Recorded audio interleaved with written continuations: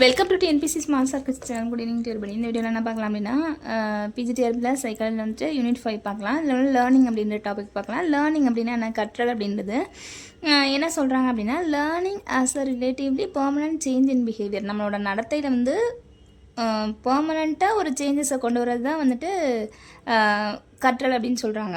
நிரந்தரமான மாற்றத்தை ஏற்படுத்துறது தான் கற்றல் அப்படின்னு சொல்கிறாங்க. இது எதன் மூலமாக நிரந்தரமான மாற்றத்தை வந்து கொண்டு வர முடியும் அப்படின்னா, result of activity, training, practice or experience. நம்ம ஒரு விஷயத்தை வந்து தொடர்ந்து செய்கிறது மூலமாக வந்துட்டு நம்மளால் என்ன பண்ண முடியும்னா, நிரந்தரமாக நம்ம நடத்தையில் வந்து ஒரு மாற்றத்தை கொண்டு வர முடியுது அப்படின்னா அதுதான் கற்றல் அப்படின்னு சொல்கிறாங்க. அப்போ ஒரு ப்ராக்டிஸோ ட்ரைனிங்கோ இருந்துச்சு அப்படின்னா, ரெகுலராக நம்ம ஒரு விஷயத்தை செஞ்சுக்கிட்டே இருந்தோம் அப்படின்னா நம்மளோட நடத்தையில் மாற்றம் ஏற்படுதில்ல, அந்த மாற்றத்தை தான் கற்றல் அப்படின்னு சொல்கிறாங்க. இது வந்து கேரக்டரிஸ்டிக்ஸ் ஆஃப் லேர்னிங் நிறைய கொடுத்துருக்காங்க. இந்த கேரக்டரிஸ்டிக்ஸ் ஆஃப் லேர்னிங் வந்துட்டு நமக்கு நிறைய கொடுத்துருக்காங்க. இதில் எக்ஸாம் பாயிண்ட் ஆஃப் வியூ என்ன அப்படின்னு பார்த்தோன்னா, கற்றல் அப்படின்றது கல்லறையிலேருந்து கருவறையிலேருந்து கற்றல் வரைக்கும் டு டோம் வரைக்கும் நடக்குது அப்படின்னு சொல்கிறாங்க. அடுத்து டெஃபினிஷன் ஆஃப் லேர்னிங். இதில் நமக்கு முக்கியமானது இதுதான், டெஃபினிஷன் ஆஃப் லேர்னிங். யார் வந்து லேர்னிங்க்கு டெஃபினிஷன் கொடுத்துருக்காங்க, இதுதான் முக்கியமானது.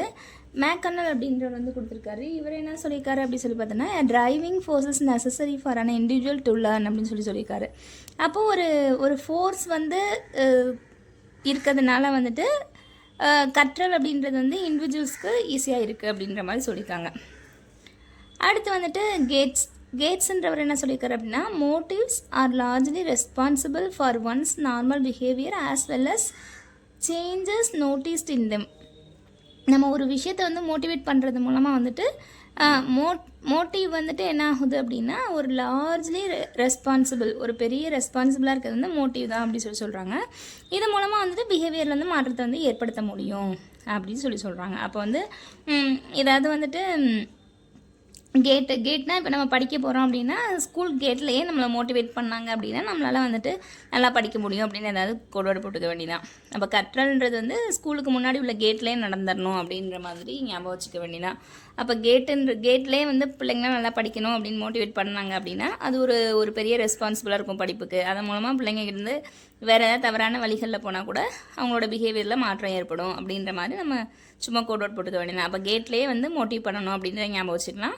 அப்போ motives are largely responsible for one's normal behaviour as well as changes noticed in them அப்படின்னு சொல்லி லேர்னிங்க்கு டெஃபினேஷன் கொடுத்தவர் யாருன்னா கேட்ஸு. அடுத்து மேக்கோனல் அப்படின்றவர் வந்து என்ன கொடுத்துருக்காரு, டிரைவிங் ஃபோர்ஸ். மேக்கோனல் இருக்கா, மேக்குன்னு இருக்கா, மெக்கானிக் அப்படின்றது மெக்கானிக் மேக்கோனல் அப்படி சொல்லி ஞாபகம் வச்சுக்கலாம். அப்போ டிரைவர்னாலே என்ன செய்வாங்க, மெக்கானிக் தான் வந்துட்டு டிரைவிங் சரியில்லைன்னா அவர்கிட்ட தான் போய் வண்டியை கொடுப்போம். அவர் வந்து டிரைவிங் பண்ணி பார்த்துட்டு அதில் ஏதாவது ஃபோர்ஸ் கம்மியாக இருக்குது அப்படின்ற மாதிரி ஏதாவது சொல்கிறாருன்னு ஞாபகம் வச்சுக்கலாம். ஒவ்வொரு இண்டிவிஜுவலுமே அவர்கிட்ட தான் போய் டிரைவிங் சம்மந்தமாக ஏதாவது பிரச்சனை இருக்குன்னா மெக்கானிக்கு தான் போய் பார்ப்போம். அதில் ஏதோ ஒரு ஃபோர்ஸ் வந்து கம்மியாக இருக்குல்ல, கூட இருக்குது அப்படின்ற மாதிரி ஏதாவது சரி பண்ணுறாருன்றதை ஞாபகம் வச்சுக்க வேண்டியதான். அப்போ மேக்கோனல்ன்றவர் driving forces necessary for an individual to learn அப்படின்னு சொல்லியிருக்காரு. அடுத்து வந்து ஃபேக்டர்ஸ் இன்ஃப்ளூயன்சிங் லேர்னிங்கை வந்து இன்ஃப்ளூயன்ஸ் பண்ணுறது எதுன்னு கொடுத்துருக்காங்க. இதெல்லாம் அந்தளவு இம்பார்ட்டன்ட் இல்லைன்னு நினைக்கிறேன். அடுத்து வந்து லேர்னிங் ரேஷியோ கொடுத்துருக்காங்க. லேர்னிங் ரேஷியோ என்ன கொடுத்துருக்காங்க அப்படி சொல்லி பார்த்தோன்னா, amount of learn by time taken. நம்ம படித்தது எவ்வளவு, அந்த படிச்சுக்கிட்டதுக்கு எடுத்துக்கிட்ட டைம் எவ்வளவு அப்படின்னு சொல்லி கொடுத்துருக்காங்க. Amount of learn divided by time taken அப்படி சொல்லி கொடுத்துருக்காங்க. இப்போ நம்ம இன்றைக்கி லேர்னிங் அப்படின்ற லெசனை படிச்சிருக்கோம் அப்படின்னா அதுக்கு எடுத்துக்கிட்ட டைம் எவ்வளவு, ஒரு 10 நிமிஷம் அப்படின்னா லேர்னிங் டிவைடட் பை 10 minutes அப்படின்னு சொல்கிறது. ஸோ அதுதான் வந்து லேர்னிங் ரேஷியோ அப்படி சொல்கிறாங்க.